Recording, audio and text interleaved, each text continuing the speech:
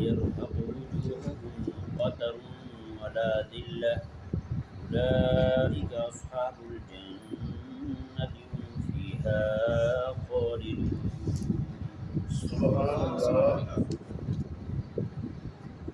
پچھلی آیات کریمہ میں اللہ تبارک و تعالی نے عقیدہ توحید کو بیان فرمایا اور عقیدہ شرک کی تردید فرمائی. پھر اللہ تبارک و تعالی نے دنیا کی بے ثباتی کو بیان فرمایا. ان آیات کریمہ میں اس آیت میں اور اس سے اگلی آیت میں اور اس سے اگلی آیات کریمہ میں اللہ تبارک و تعالی نے اہل توحید کے لیے جو انعامات تیار ہیں اس کا ذکر فرمایا، اور اہل کفر اور اہل شرک جو ہیں ان کے لیے جو ذلت اور خواری کا سامان تیار ہے اس کا ذکر فرمایا. اللہ تبارک و تعالی نے ارشاد فرمایا للذین احسنوا الحسنى، حسنہ نیکی کو کہتے ہیں. احسنوا یہ احسان سے بنا ہے. دو طرح کے احسانات کا اللہ تعالیٰ کی طرف سے مطالبہ ہے. دو طرح کے احسان کا، ایک ہے احسان فی العبادات اور دوسرا ہے احسان فی المعاملات. یہ دو جملوں میں، ان دو جملوں میں پوری شریعت آ گئی، چاہے اس کا تعلق رب کے عبادات کے ساتھ ہو، چاہے اس کا تعلق بندوں کے معاملات کے ساتھ ہو. یعنی والدین کے حقوق اسی میں آ جائیں گے. عبادت ان کے احسان فی العبادت جو ہے، احسان کا معنی پہلے آپ سن چکے ہیں، کئی بار بیان ہوا حدیث پاک کی روشنی میں کہ میرے کریم آقا صلی اللہ علیہ وآلہ وسلم سے جبریل امین علیہ السلام نے عرض کیا مل احسان، احسان کیا ہے؟ آقا علیہ السلام نے فرمایا کہ ان تعبد اللہ کأنک تراہ، فرمایا کہ احسان یہ ہے کہ تو ایسے عبادت کر گویا کہ تجھے اللہ دیکھ رہا ہے. یہ صرف نماز تک محدود نہیں ہے، روزہ بھی رکھ تو ایسا رکھ کہ اللہ تجھے دیکھ رہا ہے. ان تعبد اللہ کأنک تراہ کہ تو اللہ کو دیکھ رہا ہے، ایسے عبادت کر کے تو اللہ کو دیکھ رہا ہے. حج کرتے ہوئے تو یہی تیرے ذہن میں ہو کہ تو اللہ کو دیکھ رہا ہے، اللہ کو دیکھ رہا ہے. تو عبادت کرتے ہوئے، نماز پڑھتے ہوئے، روزہ رکھتے ہوئے، حج کرتے ہوئے، بتائیں جو حاجی جائے گا حج کرنے کے لیے رات دن اس کے ذہن میں یہی ہوگا کہ اللہ تعالیٰ میرے سامنے ہے. بتائیں کسی غلط کام کی طرف متوجہ ہوگا؟ ہوٹل میں فلم چلائے گا کبھی کوئی جی، یہ دائیں بائیں ادھر ادھر وقت ضائع کرے گا؟ کبھی بھی ضائع نہیں کرے گا. جس کے سامنے اللہ ہو، ان تعبد اللہ کأنک تراہ، ایسے عبادت کر گویا کہ اللہ تیرے سامنے ہے، تو اللہ کو دیکھ رہا ہے. اس طرح عبادت کر. احسان یہ ہے. وَإِن لَّمْ تَكُن تَرَاهُ فَإِنَّهُ يَرَاكَ، اگر یہ نہ ہو سکے تم سے تو پھر یہ تو ہونا چاہیے کہ اللہ تجھے دیکھ رہا ہے. ان دو کیفیتوں میں سے ایک کیفیت بھی بندہ مومن کو حاصل ہو جائے تو مجال ہے کہ کہیں دائیں بائیں پاؤں رکھے اپنا، رکھے گا کبھی پاؤں اپنا بائیں. تو عبادت جو ہے نا اس کو اس طرح خالص کرنا ہے اللہ تبارک و تعالیٰ کے لیے. آپ بتائیں جس بندے کے سامنے جو اللہ کو دیکھ رہا ہو یا اللہ اسے دیکھ رہا ہو، یہ بات ذہن میں بیٹھ جائے، کبھی شرک کرے گا، کبھی کفر کرے گا، کبھی بدعقیدگی اختیار کرے گا، کبھی بدعت کی طرف جائے گا. نہ بدعت فی العقیدہ اپنائے گا، نہ بدعت فی العمل کی طرف جائے گا. کبھی بھی اس کا پاؤں جو ہے وہ بدعت کی طرف نہیں اٹھے گا. تو یہ انتہائی ضروری ہے عبادت کے اندر احسان، احسان فی العبادہ، یہ بہت ضروری ہے اپنی عبادت کو خالص کرنے کے لیے اللہ تبارک و تعالیٰ کے لیے. کہ اس درجہ احسان تک تو بندہ کم از کم عبادت کو لے جائے. پہلے درجے تک نہیں لے جا سکتا، چلو دوسرے درجے تک تو لے جائے کہ اللہ اسے دیکھ رہا ہے. جی آج جو ہم نماز پڑھتے ہیں، نماز پڑھتے ہوئے جناب ساتھ ساتھ کاؤنٹنگ کر رہے ہوتے ہیں، اتنی بار تسبیح ہو گئی جی مولوی صاحب نے لمبی کر دی ہے. تو بتائیں جس بندے کو یہ یقین ہو یا جس مالک کی بارگاہ میں سر سجدے میں رکھے ہوئے مجھے دیکھ رہا ہے. ہمارے تو ایک بزرگ رحمہ اللہ تھے، وہ فرماتے تھے جب میں سر سجدے میں رکھتا ہوں نا مجھے ایسے لگتا ہے، سجدہ اتنا لمبا ہو جاتا ہے مجھے ایسے لگتا ہے جیسے مالک مجھے تھپکی دیتا ہے. حضرت سیدہ کائنات فاطمہ الزہرا رضی اللہ تعالیٰ عنہ سجدہ کرتی ہیں، پچھلی رات ہو جاتی ہے، عرض کرتی ہیں رب کی بارگاہ میں، کہتی ہیں مولا رات تم نے چھوٹی بنائی ہے، میرا تو سجدہ پورا نہیں ہوتا. بتائیں. اور یہ لوگ، یہ تو وہ ہیں جن کو میرے آقا علیہ السلام نے فرمایا کہ جنتی عورتوں کی سردار ہیں آپ. ان کو اتنا شوق ہے اللہ تبارک و تعالیٰ کی بارگاہ میں سر چھپائے رکھنے کا. اور ایک میں اور آپ، ہم نہ کسی کھاتی میں نہ کسی گنتی میں، ہمیں جناب بڑی جلدی پڑی ہوتی ہے کہ یار سجدہ بڑا لمبا ہو گیا ہے، مار دیا آپ نے تو ہمیں سجدے میں رکھ کے. تو بھائی پھر آپ جو ہے نا کوشش کریں کہ عبادت میں الاحسان فی العبادہ، جی عبادت کے اندر احسان کے درجے دونوں درجوں میں سے جو چھوٹا درجہ ہے اسے تو کم از کم پیدا کریں. جب آپ چھوٹا درجہ اپنے اندر پیدا کر لیں گے تو پھر سجدہ لمبا ہو یا رکوع لمبا ہو آپ کو کچھ ہونے والا نہیں ہے. ہاں یہ ضرور ہے کہ جب بندہ جماعت کروا رہا ہو تو اتنا لمبا سجدہ نہ کرے کہ پچھلے جو ہیں وہ باقی اکتا جائیں وغیرہ. باقی 2 بار 4 بار تسبیح اگر پڑھی جائے زائد پڑھی جائے ظاہری بات ہے امام جو ہے وہ احتیاط کرتا ہے یار پیچھے بوڑھے بھی ہیں اس طرح کے لوگ بھی ہیں. کئی سارے تو امام سجدے میں چلے جاتے ہیں پیچھے بابے کھڑے ہوتے ہیں ابھی تک بیچارے اپنے گھٹنے ٹھیک کر رہے ہوتے ہیں کیسے نیچے جائیں. ہوتا نہیں ہوتا وہ اپنی سیٹنگ کر رہے ہوتے ہیں. کئیوں نے جناب اپنے آپ کو قابو کر کے پھر نیچے جانا ہوتا ہے وہ کہتے ہیں جی مینیج کر رہے ہوتے ہیں ہم وہ بڑے مشکل سے جاتے ہیں. اگر باقی جوانوں کا حساب رکھیں امام بھی جوان ہے تو وہ بھی جلدی جا کے 3 تسبیح پڑھے اور اوپر آ جائے بابے ابھی پیچھے کھڑے. یہ میں نے خود گجرانوالا کا علاقہ ہے نا اس کے ساتھ ایک گنا اور علاقہ پڑتا ہے سادھوکی کے نیچے وہاں میں مجھے درس دینے کے لیے بلایا گیا تھا. شروع کی بات ہے میں وہاں درس دینے کے لیے گیا تو امام صاحب نماز پڑھا رہے ہیں. امام صاحب کے ساتھ نہیں میں نماز پڑھا رہا تھا ایک پیچھے بابا کھڑا ہو گیا جی نیت باندھنے لگ گیا.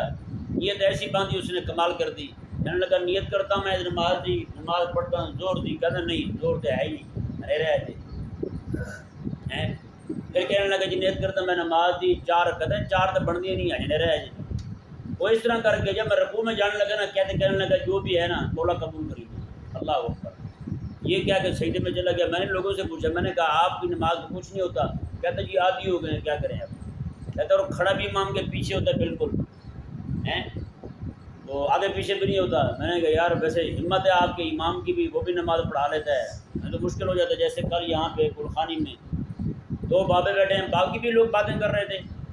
ظاہری بات ہے فوتگی پہ خوشی پہ لوگوں کو موقع ملتا ہے اکٹھے ہونے کا تو باتیں کر لیتے ہیں دائیں بائیں. کوئی کاروبار کی کر رہا ہے کوئی کسی شے کی کر رہا ہے. یہاں بیٹھے باتیں کر رہے تھے تو میں نے سورہ دعا شریف شروع کر دی. میں نے کہا چپ ہو جائیں گے لیکن نہیں باقی سارے چپ ہو گئے. 2 بابے ایسے مستقل مزاج تھے انہوں نے خاموشی اختیار نہیں کی. وہ گڑ کرتے رہے. میں تلاوت کرتے ہوئے ایک بار بھول گیا ہوں پچھلی آیت پڑھ کے دوبارہ پڑھنے لگا پھر بھول گیا. سورت میں نے چھوڑ دی ہے انہوں نے نہیں چھوڑا. بعد میں پھر میں نے گزارش کی میں نے کہا یار خدا کے لیے آپ اس طرح نہ کیے کریں. بہرحال عبادت کے اندر بندے کو عبادت الاحسان فی العبادہ کا درجہ 2 درجوں میں سے ایک درجہ بھی حاصل ہو جائے تو اس کی عبادت جو ہے نا وہ عبادت بن سکتی ہے. عبادت اس کی عبادت بن سکتی ہے. وگرنہ ہمیں نماز میں کھڑے ہو کے تو ساری چیزوں کے خیال آتے ہیں. بھولی ہوئی چیزوں کے حساب ہم نماز میں کرتے ہیں. پیسوں کے حساب نماز میں کرتے ہیں. کس کس کو کیا کیا سودا دیا ہے کس کس سے کیا کیا لینا ہے وہ ہمیں نماز میں یاد آتا ہے. ہوتا یا نہیں ہوتا. امام اعظم ابو حنیفہ رضی اللہ تعالیٰ عنہ کے پاس ایک بندہ آیا کہنے لگا جی بہت بڑی میری رقم تھی سونے چاندی کے پیسے تھے وہ سکے کہیں دبا بیٹھا ہوں وہ مل نہیں رہے. آپ رضی اللہ عنہ نے فرمایا تجھے علاج بتاتا ہوں. رات کو 500 نفل پڑھ. کتنے 500 نفل پڑھ. بس اس نے جی ابھی تکبیر تحریمہ ہی کہی ہے پہلی رکعت میں اسے یاد آ گیا کہاں پڑھے. نماز بھی کی اس نے جا کے پیسے نکالے گھر آ کے سو گیا. صبح کو امام صاحب کے پاس گیا جا کے کہنے لگا حضور بڑا وظیفہ بتایا آپ نے. میں کیا ہوں پہلی رکعت میں یاد آ گیا. مجھے بھی پتا تھا شیطان تجھے پڑھنے نہیں دے گا. شیطان پہلے آ کہے گا وہ فلانی جگہ سے پڑھے ہیں جا وہاں سے اٹھا لے تو نہ پڑھنا شیطان تجھے روکے گا. اب بتائیں شیطان جب اپنا کام بندہ کرنے لگے تو اپنا کام ہو بندے کا پھنسا ہوا اور نفل پڑھنے لگے. نفل پڑھنے کے لیے شیطان اس طرح روکنے آ جاتا ہے. تو جب بندہ رب کا فرض پڑھنے کے لیے کھڑا ہوگا تو شیطان کیوں نہ حملہ کرے گا. شیطان کیوں نہ روکے گا اسے. شیطان کا کام یاد دلائے گا. شیطان سارے کام جو وہ نماز میں یاد دلائے گا. اللہ اکبر کبیرہ. تو یہ ذہن میں رہے جی یہ احسن الحسنہ میں پہلا جو درجہ احسان کا ہے وہ ہے احسان فی العبادہ. اور دوسرا آ گیا احسان فی المعاملات. احسان فی المعاملات. اب احسان فی المعاملات جو ہیں وہ خرید و فروخت اسی میں آ گئی. لین دین اسی میں آ گیا ہے جی. بیچنا لینا اسی میں آ گیا. کھیتی باڑی اسی میں آ گئی ہے جی. دکانداری اسی میں آ گئی. لینا دینا اسی میں آ گیا. ہر کام والدین کی خدمت اسی میں آ گئی. بہن بھائیوں کے ساتھ تعلق داری اسی میں آ گئی ہے جی. قطع رحمی نہ کرنا یہ بھی اسی میں آ گیا. یہ سارے کا سارا احسان فی المعاملات میں آتا جائے گا. ایک بھی شے اس میں سے باہر نہیں رہے گی. محلے داری اسی میں آ گئی. تعلق داری اسی میں آ گئی. ملکی قوانین جو قرآن حدیث سے ٹکراتے نہیں ہیں ان کا خیال کرنا ان میں احسان کا معاملہ کرنا یہ سارے کے سارے احسان فی المعاملات میں آ جائیں گے. جی آپ شرع مبارکہ جو ہے نا اس کی جاذبیت کو اس کے اندر چھپی ہوئی اللہ تبارک و تعالیٰ کی جو پوشیدہ راز ہیں ان کے اللہ تبارک و تعالیٰ کے، وہ آپ ملاحظہ فرما لیں کہ پوری شریعت کو، پورے قرآن کو، پوری حدیث کو، پوری دنیا کے تمام معاملات کو صرف احسن میں اللہ تبارک و تعالیٰ نے بیان کر دیا ہے۔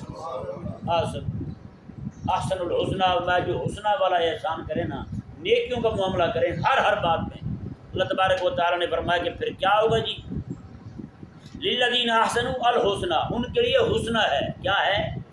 حسنہ ہے ان کے لیے، للذین احسنوا، جو احسان کریں، الحسنہ، ان کے لیے حسنہ ہے۔ آگے اللہ نے فرمایا زیادہ، اور زیادہ بھی ہے، اور زیادہ بھی ہے۔ مطلب کیا ہے؟ اس بندے نے نیکی کی ہے، مثال کے طور پر کوئی نیکی کی ہے، اللہ تبارک و تعالیٰ اس کا بدلہ عطا فرمائے گا۔ قرآن کریم میں من جاء بالحسنۃ فلہ عشر امثالھا، جو نیکی کرے تو میں کہ جو نیکی ایک لائے فلہ عشر امثالھا، اس کو اس کے بدلے میں 10 اس جیسی نیکیاں عطا ہوں گی۔ مثال کے طور پر 1 روپیہ خرچ کیا ہے، اس کو 10 روپے خرچ کرنے کا اجر ملے گا۔ اب بتائیں زیادہ ہو گیا یا نہیں ہوا؟ اور پھر قرآن میں ہی آ گیا فرمایا کہ جو ایک نیکی کرتا ہے اللہ تبارک و تعالیٰ نے مزید بڑھایا، پھر میں کہ 700 گنا تک، کتنے گنا تک؟ 700 گنا تک، یہ بیان کر کے 700 گنا تک، پھر آگے مزید فرما دیا اللہ جس کے لیے چاہے اس کو بھی بڑھا دے، اس کو بھی دگنا کر دے۔ اتنا بڑا اعلان فرمایا رب تبارک و تعالیٰ نے، یہ سارا وزیادہ کے تحت آ رہا ہے۔ جیسے وہ حدیث پاک ادھر لکھی ہوئی بھی مجھے لگتا ہے وہی حدیث پاک کھڑی ہے ابھی تک، کہ حضرت ابو ہریرہ رضی اللہ تعالیٰ عنہ کسی کے سامنے اس طرح کر کے کوئی روایت بیان کی جس میں زیادہ ثواب کا ذکر تھا، انہوں نے کہا قرآن پاک میں تو 10 کا اور 700 کا، زیادہ سے زیادہ 700 کے دگنا کا بیان وعدہ کیا گیا ہے، آپ کتنا بیان کر رہے ہیں؟ انہوں نے کہا یا خدا کے بندے، ہمیں تو آقا علیہ السلام نے ایک نیکی پر 20 لاکھ نیکیوں کا بھی ثواب سنایا ہوا ہے۔ سبحان اللہ، ایک نیکی کرنے پر 20 لاکھ نیکیوں کا ثواب بھی، یعنی جتنا اخلاص بڑھتا جائے گا، جتنا احسان بڑھتا جائے گا نا، اتنا اس کا اجر بڑھتا جائے گا۔ نہیں سمجھ آیا مسئلہ؟ مثال کے طور پر ایک بندہ سارے لوگوں کے سامنے کسی فقیر کو 10 روپے دے رہا ہے، نیت یہ ہے لوگ دیکھ لیں، ثواب کیا؟ ثواب کیا نا؟ اخلاص نہیں رہا اس میں، احسان والا معاملہ نہیں کیا اس نے۔ ہاں اگر اس نیت کے ساتھ دے رہا ہے کسی فقیر کو 10 روپے تاکہ لوگ باقی دیکھ کے بھی اس کو دیں، جی اب عمل وہی ہے، صرف نیت کے بدلنے سے وہاں معاملہ غیر اخلاص کا تھا، یہاں معاملہ احسان کا آ گیا ہے، اجر بڑھ گیا، اس کا اجر زیادہ ہو گیا۔ اب اس نے 10 روپے دیے ہیں، اس کو دیکھ کے لوگوں نے کسی نے 10 اور دے دیے، 20 اور دے دیے، 50 کسی نے اور دے دیے، اس طرح کر کے جتنے پیسے بڑھ جائیں گے، میرے آقا علیہ السلام نے فرمایا، مثال دے رہا ہوں آپ کو، 7 بندوں نے 700 روپیہ اور دے دیا، 10 روپے اس نے دیے تھے، میرا اللہ تبارک و تعالیٰ اس کو 710 روپے کا اجر عطا فرمائے، کیونکہ انہوں نے جو دیے اسی کو دیکھ کے دیے۔ اب عمل ایک ہے، عمل ایک ہے، معاملہ نیت کا ہے، تو کسی کے عمل کو دیکھ کے اعتراض نہیں کرنا چاہیے، کسی کے عمل کو دیکھ کے اعتراض نہیں کرنا چاہیے، یار یہ ریاکار ہے، یہ فلانا ہے، یہ ڈھمکانا ہے، اس طرح نہیں کرنا چاہیے۔ ممکن ہے وہ دے رہا ہو لوگوں کے سامنے تو کسی نیت کے ساتھ دے رہا ہے، کیونکہ ظاہری طور پر دینے کی بھی اللہ نے فضیلت بیان فرمائی، میں کہ مومنین جو ہیں فی السر والعلانیہ، فرمایا کہ وہ سر پوشیدہ طور پر بھی دیتے ہیں اور اعلانیہ طور پر بھی دیتے ہیں، اور رات میں بھی دیتے ہیں اللہ تعالیٰ کے نام پر، دن میں بھی دیتے ہیں اللہ تبارک و تعالیٰ کے نام پر، نہیں ہر طرح دیتے ہیں۔ جب یہ آیت مبارکہ نازل ہوئی، میرے آقا علیہ السلام نے، میں کوئی ہے بندہ جس نے اس پہ عمل کیا ہو؟ حضرت ابوبکر صدیق عرض گزار ہو، یا رسول اللہ ان 4 باتوں پہ میں نے عمل کیا، نہیں پیسے تھے میرے پاس، میں نے پوشیدہ بھی دیے ہیں، رات کو بھی دیے ہیں، دن کو بھی دیے ہیں، لوگوں کے سامنے بھی دیے۔ تو اس لیے صرف نیت کے بدلنے سے، نیت کے اندر احسان پیدا ہو جائے تو پھر ہر عمل جو ہے بندہ مومن کے لیے وہ نفع مند ہے، اس کے لیے فائدہ دینے والا ہے، یعنی کہ ہر ایک کام کو آپ نیکی بنا سکتے ہیں، ہر ایک کام کو آپ باعث اجر بنا سکتے ہیں، بس نیت ٹھیک کر لیں، نیت ٹھیک کر لیں۔ جیسے فتاوی رضویہ میں امام علیہ سنت رضی اللہ تعالیٰ عنہ ارشاد فرماتے ہیں، آپ فرماتے ہیں کہ بندہ جو نیت کا عالم ہے نا، نیت کا عالم ہے، وہ بہت زیادہ ثواب جمع کر سکتا ہے۔ گھر سے روانہ ہوا ہے جی، ہم یہی نیت لے کے نماز پڑھنے جا رہے ہیں، اگر ہم گھر سے نکلتے ہوئے یہ بھی نیت کر لیں تو مجھے بندہ مسلمان ملے گا تو اس سے السلام علیکم کہوں گا، ایک نیت مزید بڑھ گئی، کوئی مسلمان مجھے السلام علیکم کہے گا، وعلیکم السلام کہوں گا، 2 نیتیں ہو گئی۔ کوئی غریب ملا اس کی مدد کر دوں گا میں، کسی نے مدد کے لیے مجھے پکارا اس کی مدد کر دوں گا میں، راستے میں کوئی تکلیف دہ چیز پڑی ہوئی اسے ہٹا دوں گا میں، کوئی مومن نماز نہ پڑھنے جا رہا ہوگا نماز کی دعوت دے دوں گا میں، اگرچہ اسے پورے راستے میں بندہ نہ بھی ملے لیکن اسے نیت کرنے کا ثواب مل جائے گا، نیت کرنے کا ثواب مل جائے گا اسے۔ دو مومن لڑ رہے ہوں گے تو ان کو میں سمجھاؤں گا یار نہ لڑو، راستے میں ظاہری بات ہے آپ کتنی لڑائیاں دیکھتے ہیں روزانہ گھر سے آتے ہیں، لڑائی تو نہیں ہوتی لیکن نیت کر کے بندہ گھر سے چلے تو ثواب پا سکتا ہے۔ اس لیے جو بندہ نیتوں کا عالم ہونا وہ بندہ ثواب زیادہ پا سکتا ہے صرف نیتیں زیادہ کرنے سے۔ گھر میں بندہ نیت، ہمیں تو نیت کا سچی بات ہے میں کہوں کہ ہمیں تو پتہ ہی نہیں ہے نیت کیا ہوتی ہے، لیکن بہت بڑے بزرگ تھے، سامنے جنازہ ہو رہا ہے، وہ بڑے بزرگ کا جنازہ ہو رہا ہے، جنازے میں شریک نہیں ہو رہا، انہوں نے کہا جنازے میں شریک ہوتا بھائی یار نیت میری میں استحضار نہیں آ رہا، میری نیت میں استحضار نہیں آ رہا، جنازہ نہیں پڑھا، نیت ہی درست نہیں ہو، نیت میں استحضار آئے گا تو نماز جنازہ پڑھوں گا۔ ہمارے ہاں جنازوں میں جو چیزیں فرض ہیں وہ بتائی نہیں جاتی، نیت جو زبان سے کہنا مستحب ہے اس پہ سارا زور ہوتا ہے۔ اب ہم کہتے ہیں مولوی صاحب نیت بتا دیں جی نیت کیسے کرنی، جی یہ نہیں پتہ کہ تکبیریں کتنی فرض ہیں، یہ نہیں پتہ کہ جنازے کے لیے وضو ہونا بھی ضروری ہے، یہ نہیں پتہ، نہ بتانا ہے نہ پوچھنا ہے۔ باقی مسائل جو ہیں ایک بندہ بعد میں آ کے جنازے میں شریک ہوا ہے، 2 تکبیروں کے بعد 3 تکبیروں کے بعد آ کے جنازے میں شریک ہوا ہے، امام نے سلام پھیرا، ساتھ اس نے بھی سلام پھیر دیا۔ کیا نمازوں میں ایسے ہوتا ہے زور کی 4 رکعتیں آیا 2 رکعت امام پہلے پڑھ چکا ہے، یہ آخری 2 رکعت امام کے ساتھ پڑھے، سلام پھیر لیتا امام کے ساتھ، تو پھر جنازے میں کیوں پھیر لیا؟ جو چیز ضروری ہے پوچھنے والی وہ نہیں پوچھنی، پوچھنا کیا ہے اور صاحب نیت کروا دیں، 60 سال سے نیت ہی کروا رہے ہیں سارے۔ ایک بار جنازے میں ایسے سمجھا رہا تھا، وہ بچہ کسی کا فوت ہوا، مسائل بیان کر رہا تھا میں، تو ان کا دادا وہ بول پڑا، کہتا جی منڈے پھنڈے ہیں ان کو ایسے مسائل نہ ہی بتائیں، بس نیت بتا دیں وہی کافی ہے۔ میں نے کہا لوگوں نے جو نیت پہ زور دیا ہوا نا اس لیے وہ بھی چاہتے ہیں بس نیت ہی بتا دیں باقی کچھ آئے نہ آئے، وضو ہو نہ ہو، تکبیروں کا پتہ ہو نہ ہو، قیام فرض ہے اس کا پتہ ہو نہ ہو، بس وضو نیت کا بتا دیں، نیت کرتا میں نمازی 4 تکبیراں فرض کفایہ، بس یہ سن لیتے ہیں، کرتے اٹھتے کوئی نہیں، وہ بھی نہیں آتی ان کو، ایسے بیچارے مسکین طبیعت کے ہوتے ہیں۔ اللہ تبارک و تعالیٰ نے ارشاد فرمایا، جی دیکھیں آیت مبارکہ کو، للذین احسنوا الحسنی وزیادہ۔ اچھا جی ایک تو معنی اس کا یہ ہوگا کہ زیادہ سے مراد احسن الحسنہ، نیکی جس نے کی اللہ تبارک و تعالیٰ اس کو عطا فرمائے گا، حسنہ عطا فرمائے گا، یعنی کہ نیکی کا بدلہ نیکی میں عطا فرمائے گا، اور وزیادہ اور نیکی کے بدلہ نیکی پر مزید نیکیاں عطا فرمائے گا، یعنی اس کے نام اعمال میں لکھ دے گا۔ ایک یہ ہو گیا۔ اب دوسرا معنی میرے آقا علیہ السلام کی حدیث پاک سے ثابت ہے وزیادہ کا، اللہ تبارک و تعالیٰ نے فرمایا للذین احسنوا الحسنی، جو اپنی عبادت میں اور معاملات میں احسان پیدا کر لیں ان کے لیے حسنہ ہے، یعنی جنت بھی ہے، وزیادہ اور جنت میں اللہ کا دیدار بھی ہے۔ زیادہ سے مراد اللہ کا دیدار ہے بھائی، زیادہ سے مراد کیا ہے؟ اللہ کا دیدار ہے۔ اللہ تبارک و تعالیٰ آپ سب کو آقا علیہ السلام کے صدقے میں حضور کی ساری امت کو اور مجھ فقیر کو بھی اللہ تبارک و تعالیٰ اپنا دیدار عطا فرمائے۔ جی یہ مانگنا چاہیے یار، اللہ کا دیدار مانگا جائے نماز میں، رات کو سوتے ہوئے، جی اٹھتے بیٹھتے، اللہ تبارک و تعالیٰ کا دیدار جو ہے نا، بزرگ ہمارے فرماتے ہیں اللہ تبارک و تعالیٰ جو ہے نا ہمیں جہنم ڈال دے ہمیں یہ تو قبول ہے، لیکن اللہ تبارک و تعالیٰ اپنے دیدار سے محروم کر دے یہ ہمیں قبول نہیں، اللہ یہ اپنا دیدار سے محروم کر دے، کتنی محرومی کتنی شومی قسمت والی بات ہوگی یار ہمارے لیے۔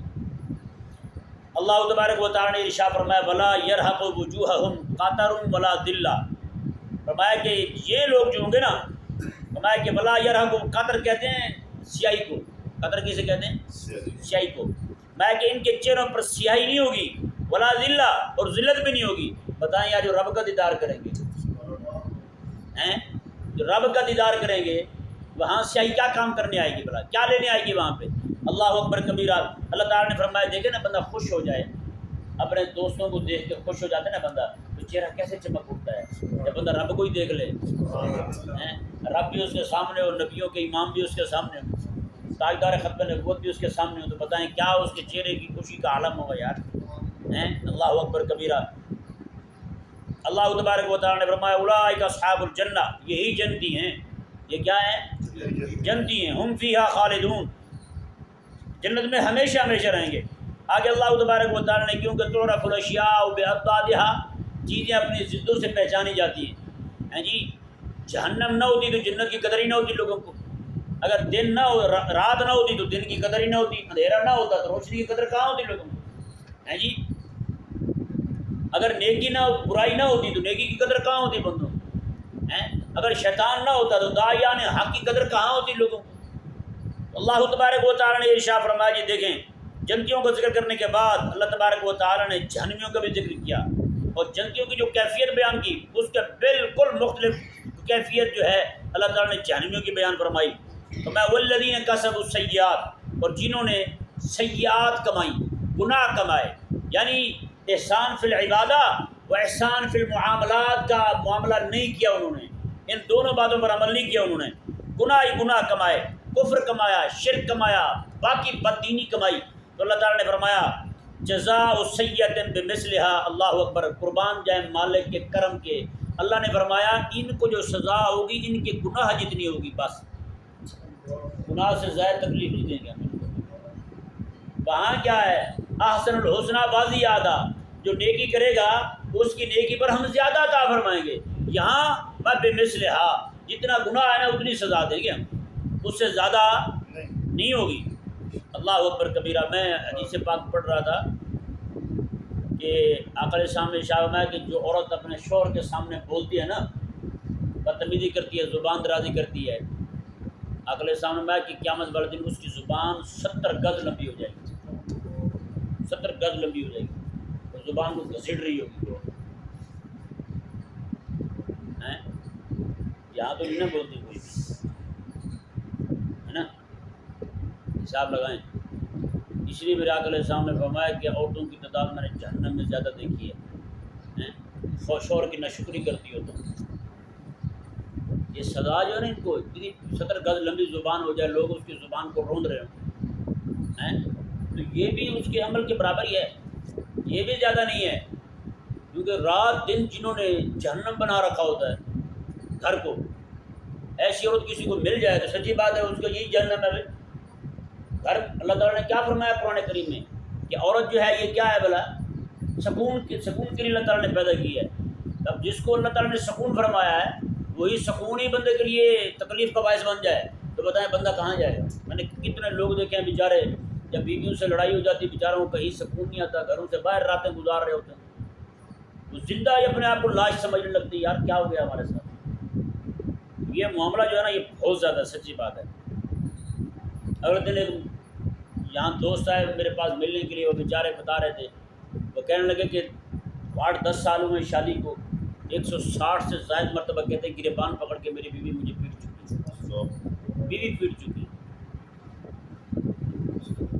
ایک خاتون کو مجھے فون آیا، مجھے کہنے لگی کہ حضرت میرے شوہر بہت بدتمیز ہیں. میں نے کہا جی کیوں؟ کہتے بس ایک تھپڑ مارا آگے سے بدتمیزی پہ اتر آئے. بہت ہی بدتمیز ہیں آپ کے شوہر بھی، ایک تھپڑ لگنے پہ خبیث چیخ پڑا ہے، نام مراد نہیں ہوتا ہیں. عورتیں بیٹھی ہوئی ہیں، وہ ایک دوسرے سے باتیں کر رہی تھی کہ اپنے شوہروں کے مظالم بیان کر رہی تھی. ہر ایک عورت ظالم ہے نا، عورت کو سارے جہان میں سب سے بڑا ظالم وہی لگتا ہے جس کے ساتھ اس کا نکاح ہو گیا. جس کو باقی سارے خیر خواہ لگیں گے، باقی سارے اچھے لگیں گے، شوہر ہی بڑا بدتمیز ہوگا، شوہر ہی بڑا ظالم ہوگا. جی تو عورت بیٹھی ہوئی تھی ساری، تو ایک دوسرے کو بتا رہی تھی. ایک عورت کہنے لگی بتائیں بھلا رات میرا شوہر آیا ہے، آگے اس نے پوچھا روٹی کہاں پڑی ہے، کہتے میں لیٹی ہوئی تھی، میں نے ٹانگ اٹھا کے اس طرح اشارہ کر دیا وہ پڑی ہے. کہتے بھلا بات تھی لڑنے والی، بدتمیز کرنے والی، اسی بات پہ کہتے بڑا سارا ڈنڈا پڑا ہوا تھا وہ کھا کے میری ٹانگ توڑ دی. بتائیں ایسے بات دماغ ہیں شوہر، بندہ کہاں جائے.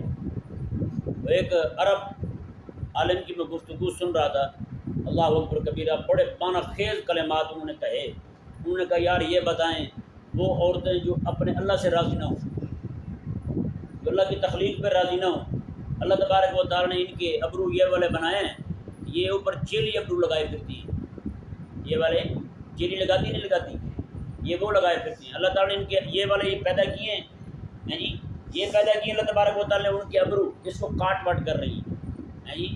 اللہ تعالیٰ نے بال ان کے بنائے کالے رنگ کے عطا فرمایا، اللہ تعالیٰ نے یہ 4-5 رنگوں کے بنائے پھرتی ہیں. اللہ تعالیٰ نے دانت بنائے، دانتوں میں چھید کروا کے دانتوں کے مختلف ڈیزائن کروائے پھرتی ہیں جی، اور جسم پہ ٹیٹو بنوائے پھرتی ہیں. انہوں نے کہا یہ اللہ تبارک و تعالیٰ کی تخلیق پہ راضی نہیں ہے، رب پہ راضی نہیں ہے، اس کی بناوٹ پہ راضی نہیں ہے، تو آپ سے کیسے راضی ہو سکتی ہیں؟ آپ جو مرضی کرتے رہیں کبھی راضی نہیں ہو سکتی ہیں آپ.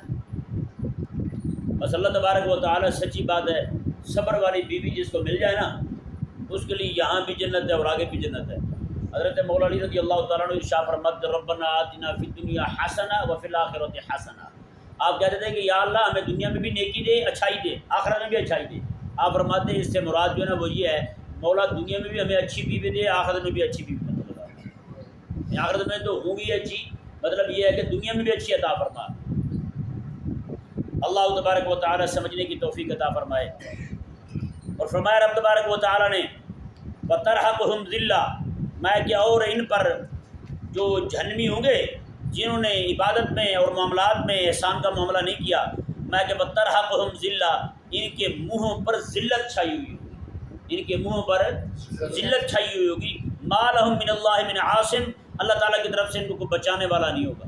ایسے ذلیل ہوئے پھرتے ہوں گے، منہ ان کے لٹکے ہوئے ہوں گے جنہوں نے اللہ تبارک و تعالیٰ کے خلاف، حکم کے خلاف عقیدے بنائے تھے، اللہ تعالیٰ کے حکم کے خلاف عمل کیا تھا انہوں نے، ہیں جی۔ اور اللہ تبارک و تعالیٰ نے فرمایا اور سیاہی ان کے منہ پر ایسے ہوگی، اللہ اکبر، کأنما اغشیت وجوہہم قطعا من اللیل مظلما، جیسے کسی نے اندھیری رات کا ایک ٹکڑا لے کے ان کے منہ کے اوپر اس طرح چھاپ دیا ہے، اندھیری رات کا ٹکڑا، کأنما اغشیت وجوہہم، اندھیری رات کے ٹکڑے سے ان کے منہ کو چھپا دیا گیا ہے، اتنے منہ کالے سیاہ ہوں گے۔ اولئک اصحاب النار، اللہ نے فرمایا یہی جہنمی ہیں، ہم فیہا خالدون، یہ جہنم میں ہمیشہ رہیں۔